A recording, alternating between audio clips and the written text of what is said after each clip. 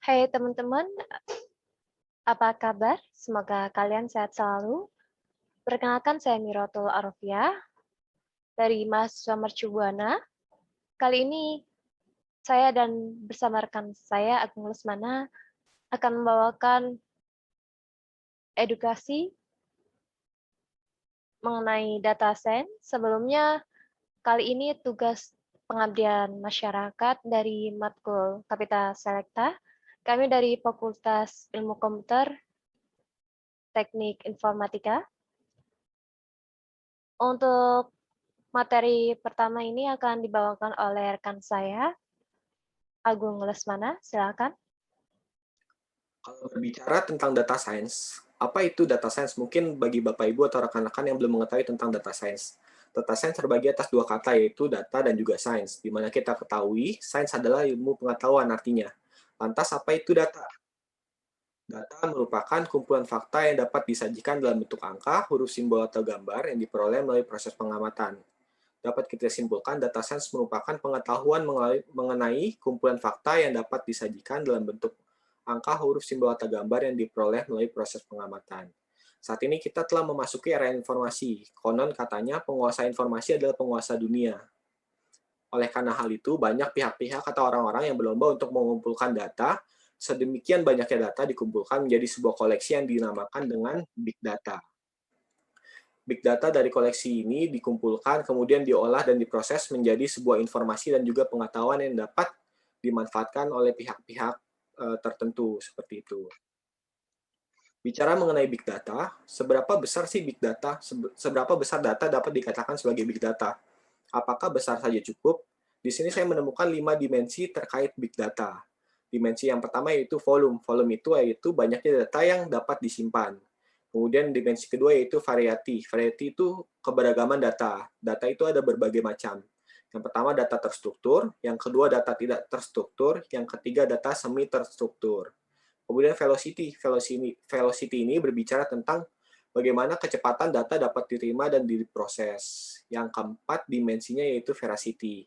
Veracity ini yaitu tingkat keandalan atau tingkat kepercayaan. Seberapa valid data ini dapat kita percaya dan dapat kita andalkan untuk dapat kita proses, menjadikan sebuah data itu menjadi sebuah model yang dapat menentukan mungkin prediksi ataupun yang lainnya. Kemudian untuk yang kelima yaitu dimensi value. Value ini yaitu nilai dari suatu data yang didapatkan. Sebagai contoh, sebuah data kita dapatkan, contohnya datanya matahari itu terbit di sisi timur. Kita semua tentunya sudah tahu bahwa matahari terbit di sisi timur. Tentunya dapat disimpulkan bahwa data itu sudah tidak lagi berharga, karena data itu adalah pengetahuan umum. Seperti itu. Kita berbicara kemudian tentang data science. Data science ini merupakan penggabungan dari 3 bidang ilmu. Yang pertama itu ilmu komputer dan juga sains atau IT, kemudian ilmu matematik dan juga statistik, dan juga ilmu dari business knowledge. Jadi gabungan dari ketiga disiplin ilmu ini menghasilkan sebuah ilmu yaitu data science, di mana data ini diolah untuk menghasilkan sebuah model yang dapat mendukung sebuah keputusan. Lantas sumber data daripada data science itu dari mana saja? Sumber datanya itu banyak, teman-teman. Jadi sumber datanya itu eh, contohnya bisa dari media sosial. Teman-teman di sini kan banyak nih yang menggunakan media sosial. Salah satu media sosial mungkin yang populer yaitu Instagram, kemudian Twitter, Facebook, WhatsApp, dan masih banyak lagi. Selain dari sumber datanya diperoleh melalui sosial media, ada juga melalui perangkat-perangkat seperti ponsel kita, laptop kita, ataupun jam tangan pintar yang bisa digunakan untuk mengukur setiap denyut nadi kita, setiap detik, setiap jam, setiap harinya dia bisa mengukur, bahkan mengukur langkah kita. Nah, dengan data-data yang diperoleh seperti itu, data tersebut bisa dimanfaatkan oleh perusahaan yang menyediakan teknologi tersebut. Selain dimanfaatkan oleh perusahaan yang menggunakan teknologi tersebut, data tersebut juga bisa digunakan untuk kepentingan kita sendiri, dikembalikan kepada kita.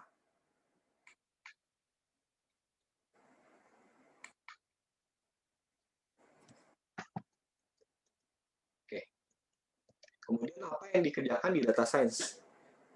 Data science itu ngapain aja sih sebenarnya? Jadi data science itu ada beberapa proses dalam data science. Di sini ada 6 proses dalam data science.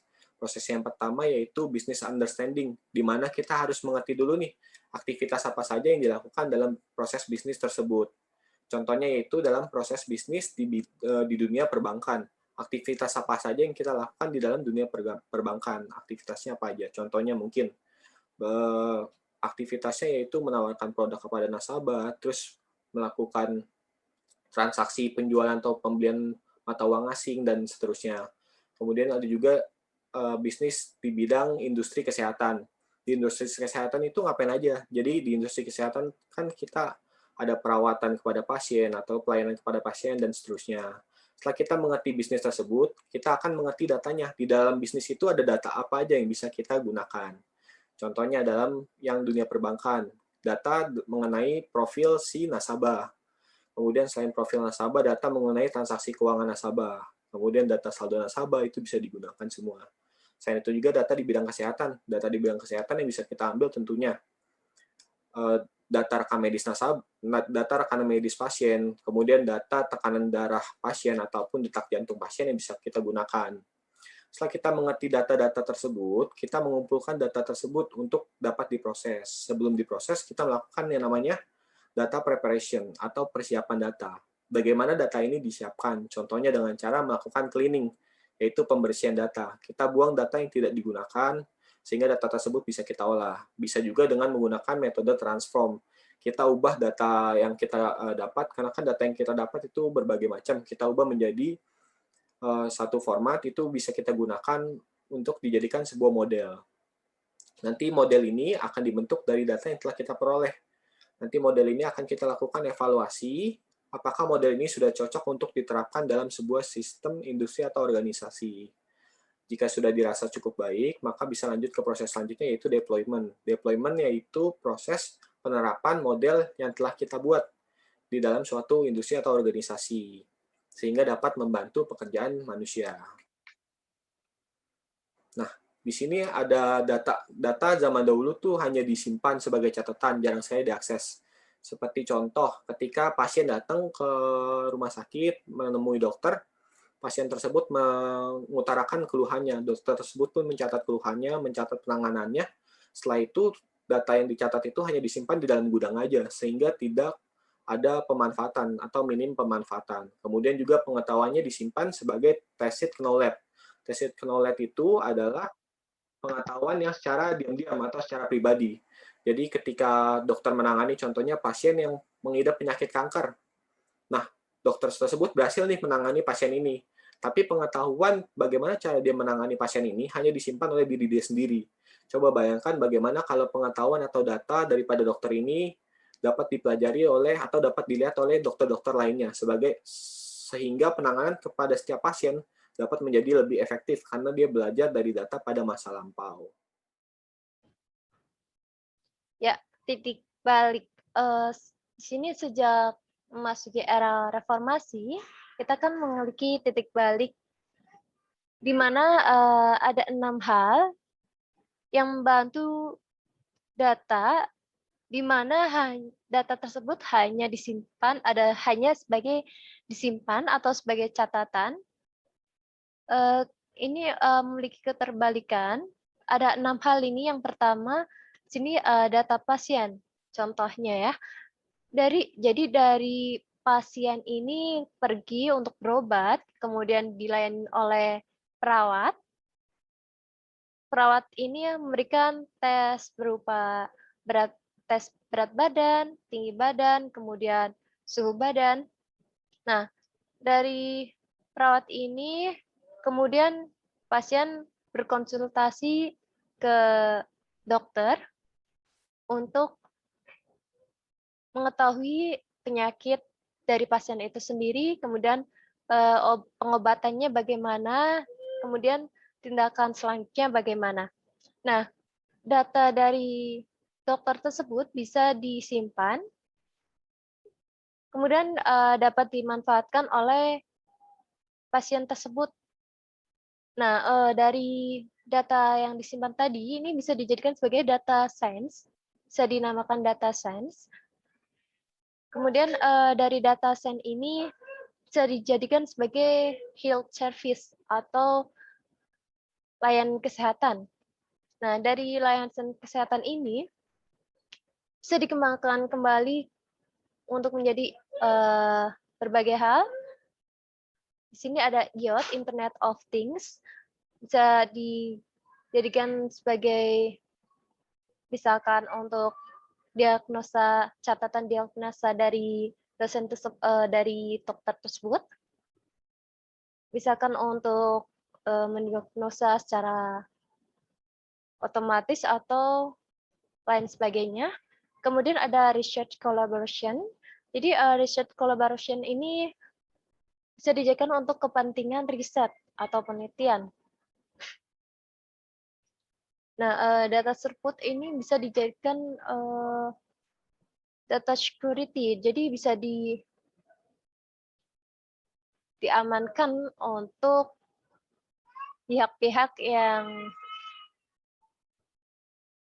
berwenang. Jadi bisa dibuka untuk orang-orang yang emang berkepentingan dalam data tersebut. Kemudian analisis bisnis menggunakan big data. Jadi di sini ada diagram di mana diagram ini menggambarkan bagaimana kita memanfaatkan big data. Jadi bisa dilihat tingkat kolaborasi dan hubungan antara kontribusi dengan tingkat kompleksitasnya.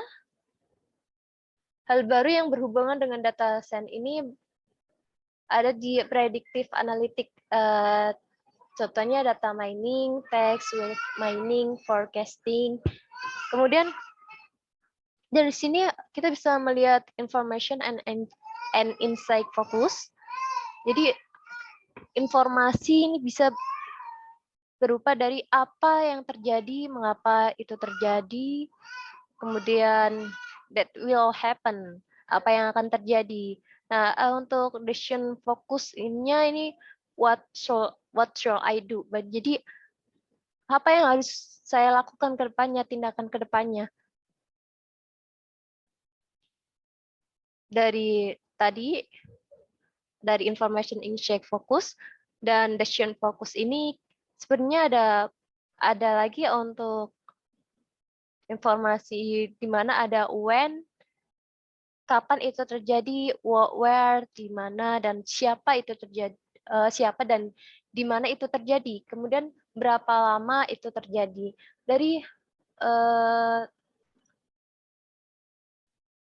Dari tadi information insight focus dan tambahan tersebut bisa dirangkum di how atau bagaimana itu terjadi.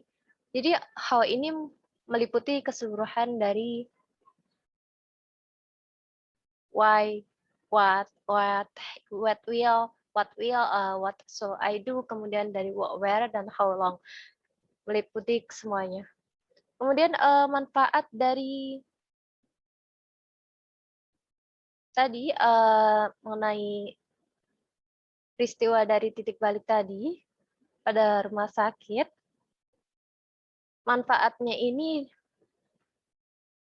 dokter atau perawat dapat segera mengetahui kondisi yang perlu penanganan khusus. Jadi misalkan sudah ada data tersebut, dokter atau perawat dapat mengetahui secara cepat dan bisa mendiagnosa apa yang ditanganin lebih dulu, gitu.